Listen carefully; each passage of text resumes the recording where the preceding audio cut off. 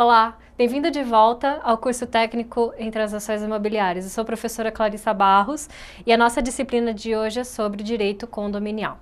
Então, seguindo a lei do inquilinato, hoje na nossa aula 13ª, a gente vai falar sobre o direito de preferência e as benfeitorias feitas dentro do imóvel. Então, segue comigo. O direito de preferência está bem descrito na Lei 8245, que é a lei do inquilinato, entre os artigos 27 e 34 da seção 5, certo? Toda essa seção ela trata do direito de preferência. Então, o que é a preferência? A preferência é o direito de compra, ou seja, a preferência de compra ela é um direito do locatário em adquirir o imóvel locado em igualdade de condição com terceiros, garantido pela lei em seu artigo 27, ou seja, se o locador ou o dono do imóvel decide vender esse imóvel, ele primeiramente precisa oferecer para o locatário, certo? E aí depois ele pode abrir para qualquer outra pessoa.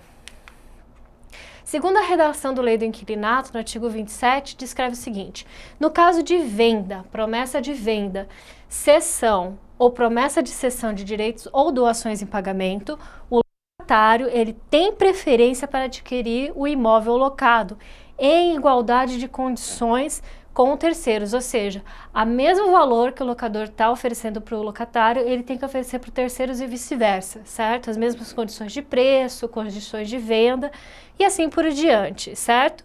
Devendo o locador dar conhecimento do negócio mediante notificação judicial ou extrajudicial ou qualquer outro meio de ciência inequívoca, ou seja, que não tenha erro. Então, o locatário ele tem o direito de ser avisado da venda desse imóvel e se ele tem a vontade de comprar ou não esse imóvel. Vamos ver a redação do parágrafo único.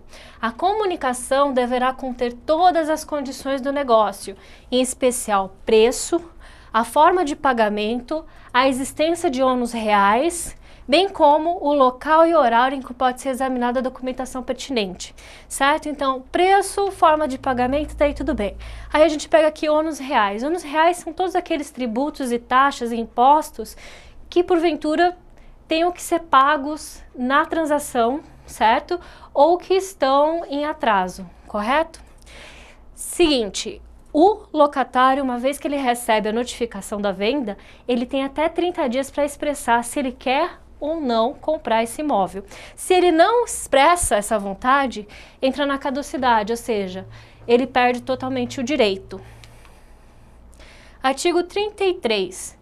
O locatário preterido, no seu direito de preferência, poderá reclamar do alienante, ou seja, a pessoa que comprou o imóvel, perdas ou danos, depositando o preço e demais despesas do ato da transferência, haver para si o imóvel locado, se o requerer no prazo de 6 meses a contar do registro no ato do cartório de imóveis.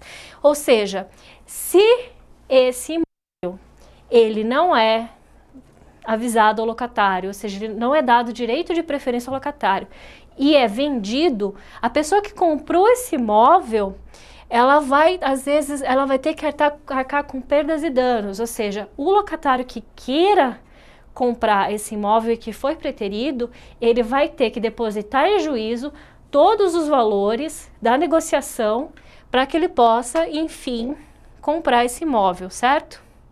No entanto, esse contrato de locação, ele tem que estar averbado pelo menos 30 dias antes da alienação, junto à matrícula do imóvel, ou seja, ele só vai poder ter esse direito de perdas e danos se a locação dele estiver averbada na matrícula do imóvel. Caso não esteja, ele vai perder, ele não tem esse direito. Vamos lá, a gente vai seguir agora sobre as benfeitorias. É muito comum o locatário, quando ele entra dentro do imóvel, ele ter que fazer alguns reparos, algumas melhorias dentro do imóvel, certo? Então, o locatário, ele realiza benfeitorias para diversas situações. As mais comuns são para conservação do imóvel, para que ele não se degrade, melhoramento ou até mesmo embelezamento do imóvel. E elas se classificam em 3 tipos de benfeitorias: necessárias, as úteis ou as voluptuárias, cuja definição está contida no artigo 96 do Código Civil. Mas vamos dar uma olhadinha com mais detalhe os 3 tipos de benfeitorias, tá? E o que seriam as voluptuárias? As voluptuárias são as benfeitorias que são feitas de mero deleite ou recreio, ou seja, o locatário, ele faz para embelezar ou simplesmente fazer alguma coisa, dar uma comodidade, não é necessário, cuja finalidade é apenas dar mais comodidade, são as obras para embelezar o imóvel. Às vezes você põe uma estátua no imóvel, ou, por exemplo, você constrói uma piscina nesse imóvel, certo? Não são obras necessárias para a residência, elas são obras que ele faz para que ele tenha um pouco mais de lazer, um pouco mais de comodidade, certo? Aí a gente vai dar uma olhada nas úteis. O que são as benfeitorias úteis? São as que objetivam aumentar ou facilitar o uso da coisa, apesar de não serem necessárias. Por exemplo, se eu abro uma divisória, divido um ambiente, quebro uma parede para aumentar o ambiente, assim sucessivamente. Então essas são as benfeitorias úteis.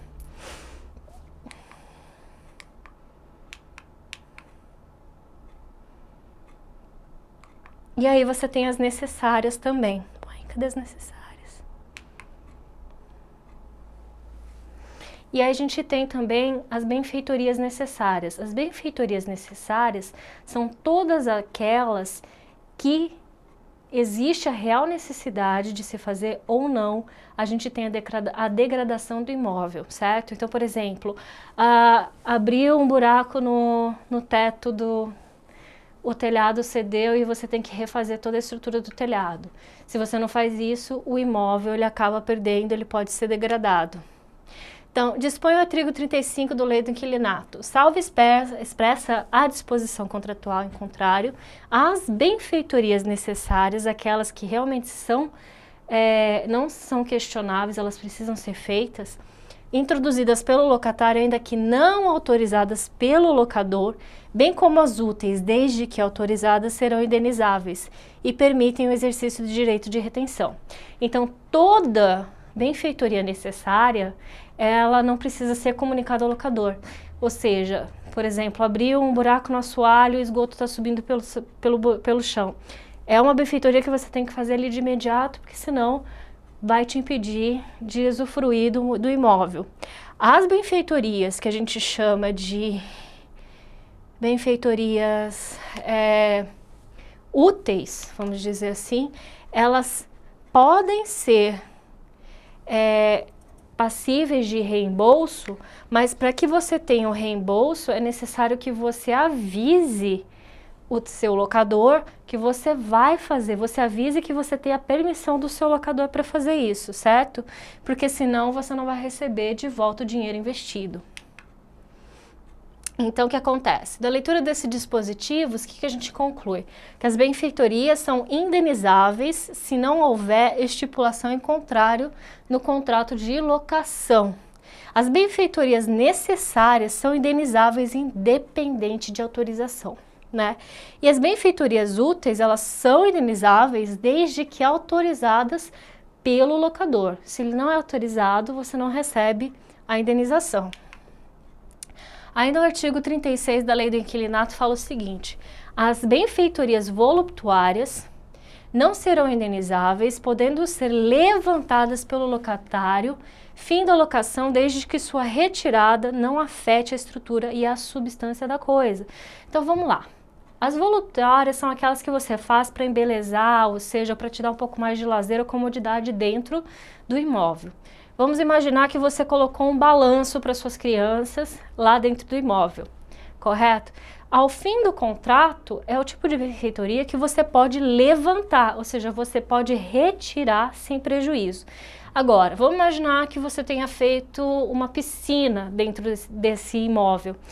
Essa é um tipo de benfeitoria voluptuária que é impossível de você retirar, porque se você retira, você acaba danificando o imóvel, certo? Então, pessoal, chegamos ao fim. Hoje falamos sobre o direito de preferência e as benfeitorias à luz da Lei do Inquilinato 8245. Até a próxima aula.